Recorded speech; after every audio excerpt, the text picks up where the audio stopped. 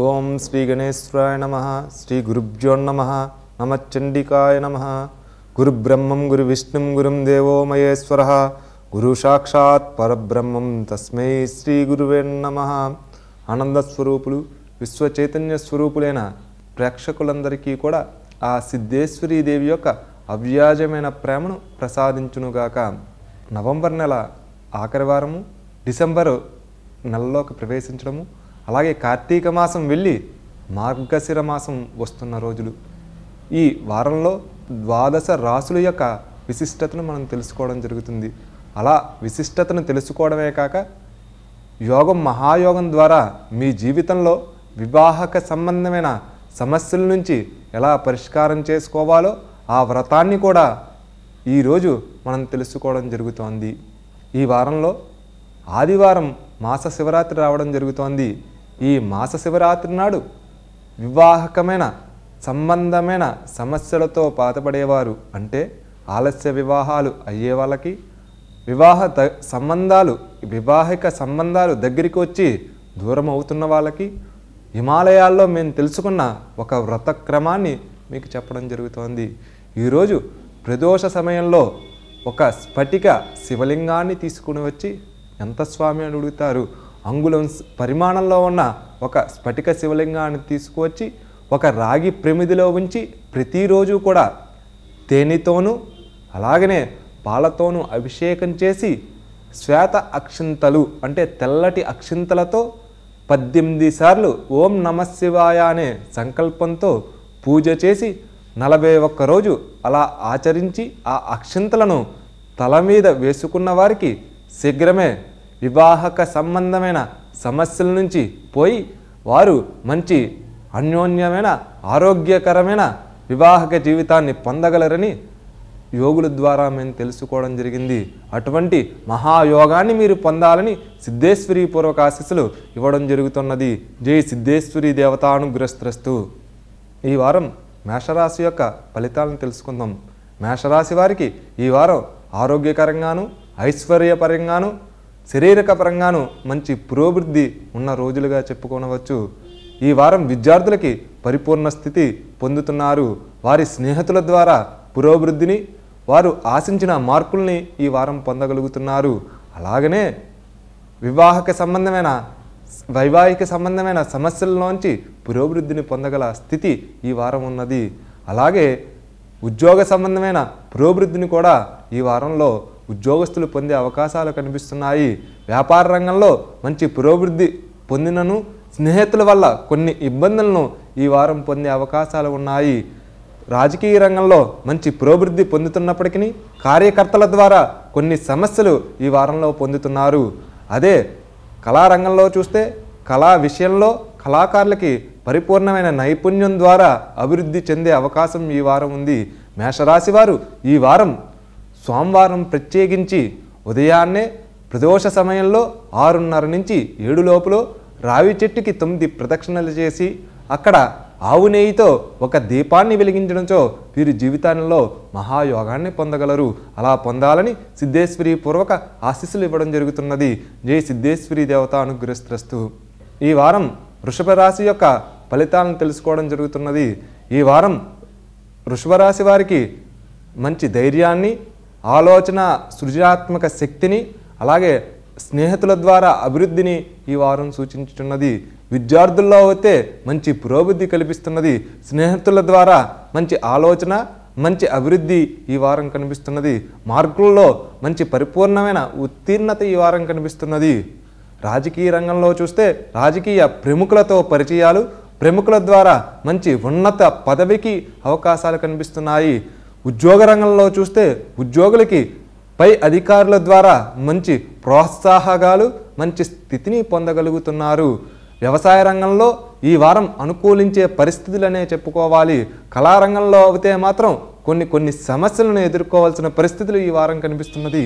ఈ వారంలో వీరు ప్రతి ఒక్కరూ కూడా మర్రి చెట్టుకు 9 ప్రదక్షిణలు చేసి దానికి పాలను 3 సార్లు అర్పించి అక్కడ పటికి బెల్లాన్ని నివేదన పెట్టినచో వీరు జీవితంలో మహోన్నత స్థితికి పొందగలరు. అలా పొందాలని సిద్ధేశ్వరి పూర్వక ఆశీస్సులు అందించడం జరుగుతున్నది. జై సిద్ధేశ్వరి దేవతానుగ్రస్తస్తు. ఈ వారం మిథున రాశి యొక్క ఫలితాలను తెలుసుకుందాం. మిథున రాశి వారికి ఈ వారం మంచి పరిపూర్ణ స్థితిని పొందుతున్నారు. అనారోగ్య సమస్యలు ఈ వారం ఎక్కువగా ఉండడం కనిపిస్తున్నది. ప్రయాణాల్లో కొన్ని సమస్యలను ఈ వారం పొందే సూచనలు కనిపిస్తున్నాయి. కానీ ఈ వారం విద్యార్థులకి ఆర్థికపరమైన సమస్యలను, ఆరోగ్యపరమైన సమస్యలు విద్యార్థుల్లో కనిపిస్తున్నాయి. ఉద్యోగపరంగా ప్రమోషన్లు రావాల్సినవి రాలేకపోవడం వల్ల మానసికమైన ఆందోళన పడే అవకాశాలు కనిపిస్తున్నాయి. రాజకీయ రంగంలో రాజకీయ నాయకులకు మనస్పర్ధలు వచ్చే అవకాశాలు కనిపిస్తున్నాయి.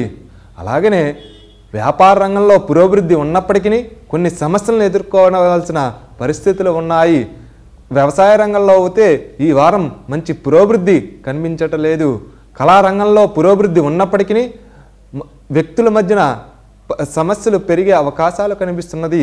ఈ వారం ప్రతి ఒక్కరూ కూడా ఈ రాశివారు జమ్మి చెట్టును 9 ప్రదక్షిణలు చేసి ఈరోజు అంటే మంగళవారం నాడు ప్రత్యేకించి ఆవు నెయ్యితో ఒక దీపాన్ని వెలిగించి ఆ జమ్మి చెట్టును ఒక సుబ్రహ్మణ్య దేవాలయంలో ఒక బ్రాహ్మడికి దానం చేయడం ద్వారా వీరు మహాయోగాన్ని పొందగలుగుతారు. జై సిద్ధేశ్వరి దేవతానుగ్రస్తస్తు. ఈ వారం కర్కాటక రాశి యొక్క ఫలితాలను తెలుసుకుందాము. ఈ వారం కర్కాటక రాశి వారికి మంచి అభివృద్ధి ఉన్నప్పటికీ కొన్ని సమస్యలను, ఆరోగ్యకరమైన శరీరక సంబంధమైన సమస్యలు పొందవలసిన సూచనలు కనిపిస్తున్నాయి. అలాగనే బంధువర్గాలతో సమస్యలను, ఇంటి పొరుగువారితో కొన్ని సమస్యలను ఎదుర్కొనే పరిస్థితులు ఈ వారం కనిపిస్తున్నాయి. విద్యార్థుల్లో చూస్తే విద్యపరంగా అభివృద్ధి ఉన్నప్పటికీ వారు ఆశించిన ఫలితాలు పొందలేకపోతారు. అలాగనే వ్యాపార రంగంలో చూసుకుంటే వ్యాపారంలో అభివృద్ధి ఉన్నప్పటికీ వ్యాపార వ్యక్తులలో అన్యోన్య భావాలు లోపించి కొన్ని సమస్యలు సూచనగా కనిపిస్తున్నాయి. రాజకీయ రంగంలో చూస్తే ప్రముఖులతో ఉన్నత అవకాశాలు కనిపిస్తున్నప్పటికీ సత్ఫలితాలను పొందలేని అవకాశం ఈ వారం కనిపిస్తున్నది. అలాగే వ్యవసాయ రంగంలో చూస్తే మంచి పురోభివృద్ధి ఉన్నట్టు ఈ వారం సూచనలు బాగా ఉన్నాయి. కళారంగంలో మంచి అభివృద్ధి ఉంటూ కళాకారుల ద్వారా మంచి ప్రోత్సాహకాలు అందుకునే అవకాశం ఈ వారం వీళ్ళకి కనిపిస్తున్నది. వీరు ప్రత్యేకించి ఈ వారం సోమవారం నాడు ఒక నిమ్మ చెట్టును తీసుకుని వచ్చి 9 ప్రదక్షిణలు చేసి దానికి ఎరుపు దారంతో 9 సార్లు చుట్టి అక్కడ ఎరుపు ఒత్తితో ఆవు నెయ్యితో దీపం పెట్టి ఆ మొన్నాడు ప్రదోష సమయంలో 6:30 నుంచి 7 లోపల ఒక శివాలయంలో ఒక బ్రాహ్మణులకి దానం చేయడం ద్వారా వీరు ఈ వారం మహాయోగాన్ని పొందే అవకాశాలు కనిపిస్తున్నాయి. అలా పరిపూర్ణమైన ఆనందాన్ని పొందాలని సిద్ధేశ్వరి పూర్వక ఆశీస్సులు తెలియజేయడం జరుగుతున్నది. ఈ వారం సింహరాశి యొక్క ఫలితాలు తెలుసుకుందాం. ఈ వారం సింహరాశి వారికి అనుకూల పరిస్థితులు ఉన్నాయనే చెప్పవచ్చు. ఆరోగ్యపరంగా పరిపూర్ణ స్థితిని పొందగలుగుతున్నారు. అలాగనే స్థిరాస్తులు కొనుగోలు విషయంలో పరిపూర్ణ స్థితిని, అలాగే మానసిక స్థైర్యాన్ని పరిపూర్ణంగా పెంచుకునే స్థితిని ఈ వారం కల్పిస్తున్నది. విద్యార్థుల్లో చూస్తే విద్యపరంగా పురోభివృద్ధిని, స్నేహితుల ద్వారా కొన్ని సమస్యలను, చెడ్డ సావాసాలు అలవడే అవకాశం ఈ వారంలో ఉంటున్నాయి. అందుకని విద్యార్థులు చాలా జాగ్రత్తగా ఉండవలసిన వారమని ఈరోజు చెప్పుకోవచ్చు. అలాగే వ్యాపార రంగంగా చూస్తే వ్యాపార రంగంగా పురోభివృద్ధి ఉన్నప్పటికీ వారి యొక్క శ్రేయోభిలాషుల ద్వారా కొన్ని సమస్యలను ఎదుర్కొనే పరిస్థితులు ఈ వారం కనిపిస్తున్నది. ఈ వారం ఆ సమస్యల నుంచి పరిష్కార మార్గాన్ని చూసుకోవాల్సిన వారంగా చెప్పుకోవచ్చు. వ్యాపార రంగంగా చూస్తే వ్యాపార వృద్ధి, పురోభివృద్ధి బాగుందనే చెప్పుకోవచ్చు. వ్యవసాయ రంగంలో ఈ వారం బాగుండలేదనే చెప్పుకోవాలి. కళారంగంలో చూస్తే కళారంగంగా కళాకారుల ద్వారా ప్రోత్సాహకాలు అందినప్పటికీ కొన్ని సమస్యలను ఈ వారం పొందగలుగుతున్నారు. రాజకీయ రంగంలో అనిస్థితి ఈ వారంలో చాలా ఇబ్బందులను పడే అవకాశం ఉంది.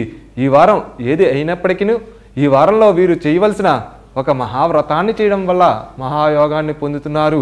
ఈ వారం ఈ రాశివారు ప్రతి ఒక్కరూ కూడా రావి చెట్టుని తీసుకుని వచ్చి ఇంటిలో పెట్టుకుని మంగళవారం నాడు 9 ప్రదక్షిణలు చేసి పసుపు దారాన్ని 9 సార్లు దాని చుట్టూ ఆ వృక్షాన్ని చుట్టూ కట్టి ఆ మొన్నాడు గురు దేవాలయంలో ఒక బ్రాహ్మడికి దానం చేయడం ద్వారా వీరు జీవితంలో మహాయోగాన్ని పొందగలుగుతున్నారు. అలా పొందాలని సిద్ధేశ్వరి పూర్వక ఆశీస్సులు ఇస్తున్నాం. జై సిద్ధేశ్వరి దేవతానుగ్రస్తస్తు. ఈ వారం కన్యా రాశి యొక్క ఫలితాలను తెలుసుకుందాం. ఈ వారం కన్యా రాశి వారికి మంచి ఆరోగ్యాన్ని, ఐశ్వర్యాన్ని, స్థిర ఆస్తుల్లో పురోభివృద్ధిని, వైవాహిక జీవితంలో మంచి స్థితిని పొందగలుగుతున్నారు. విద్యార్థులకు అయితే విద్యలో మంచి ఉన్నత స్థానాన్ని ఉన్నప్పటికీ వారి యొక్క మానసికమైన ఆందోళనలతో కొన్ని సమస్యలను ఎదురు తెచ్చుకునే పరిస్థితులు కనిపిస్తున్నాయి. విద్యాపరంగా పరిపూర్ణమైన అభివృద్ధి పొందుతున్నారు. వివాహక సంబంధ బాంధవ్యాల్లో పరిపూర్ణ స్థితిని పొందగలుగుతున్నారు. రాజకీయ రంగంలో ఈ వారం అనిశ్చితి ఏర్పడే స్థితి ఉన్నది. వ్యవసాయ రంగంలో చూసుకుంటే ఈ వారం మంచి అభివృద్ధి ఉన్నదనే చెప్పుకోవాలి. అలాగనే ఉద్యోగాలలో ఉన్నత ప్రమోషన్లు వచ్చే వారంగా ఈ వారం చెప్పుకొనవచ్చు. అలాగే కళారంగంలో పరిపూర్ణ స్థితిని కళాకారులు పొందే రోజుగా చెప్పుకోవచ్చు.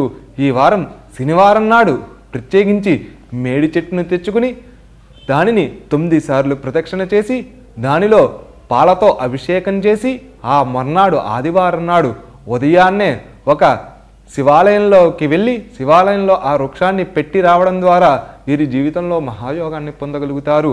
అలా పొందాలని సిద్ధేశ్వరి పూర్వక ఆశీస్సులు ఇవ్వడం జరుగుతున్నది. జై సిద్ధేశ్వరి దేవతానుగ్రస్తు. ఈ వారం తులారాశి యొక్క ఫలితాలను తెలుసుకుందాం. ఈ వారం తులారాశి వారికి మంచి ఆనందకరమైన రోజులుగా చెప్పుకోవచ్చు.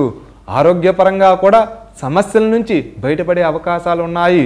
వృత్తి విద్యలో పరిపూర్ణమైన స్థితిని పొందుతున్నారు. విద్యాపరంగా విద్యార్థులకి మంచి అభివృద్ధిని పొందుతున్నారు. స్నేహితులతో కొత్త స్నేహితుల కలయిక ద్వారా వీరు చదివే విద్యలో పరిపూర్ణ స్థితిని పొందగలుగుతున్నారు. రాజకీయ రంగానికి వస్తే రాజకీయ నాయకులకు కొత్త నాయకులతో పరిచయాలు, నూతన పరిచయాలతో మంచి పురోభివృద్ధిని పొందగలుగుతున్నారు. వ్యవసాయ రంగంలో అయితే వ్యవసాయక అభివృద్ధి ఉందని చెప్పుకోవాలి. అలాగనే ఉద్యోగ రంగంలో చూస్తే ఉద్యోగులకు మంచి పురోభివృద్ధి ఉన్నప్పటికీ కొన్ని సమస్యలను వారు పొందగలడం జరుగుతున్నది. వ్యాపార రంగంలో చూస్తే మంచి పురోభివృద్ధి ఉన్నప్పటికీ కూడా కొన్ని సమస్యలను ఎదుర్కోవలసిన పరిస్థితులు ఈ వారంలో ఉన్నాయి. ఈ వారంలో బుధవారం నాడు ప్రత్యేకించి మేడి చెట్టును తెచ్చుకుని ఆ మేడి చెట్టుని సాయంత్రం 6:30 తర్వాత లక్ష్మీ పూజ చేసి 9 ప్రదక్షిణలు చేసి విప్ప నూనెతో 9 దీపాలని వెలిగించి ఆ మర్నాడు దత్తాత్రేయుడి క్షేత్రంలో పెట్టి రావడం వల్ల వారి జీవితంలో మహోన్నత స్థితిని పొందగలుగుతున్నారు. అలా పొందాలని సిద్ధేశ్వరి పూర్వక ఆశీస్సులు తెలియజేయడం జరుగుతున్నది. జై సిద్ధేశ్వరి దేవతానుగ్రస్తు. ఈ వారం వృశ్చిక రాశి యొక్క ఫలితాలు తెలుసుకుందాం.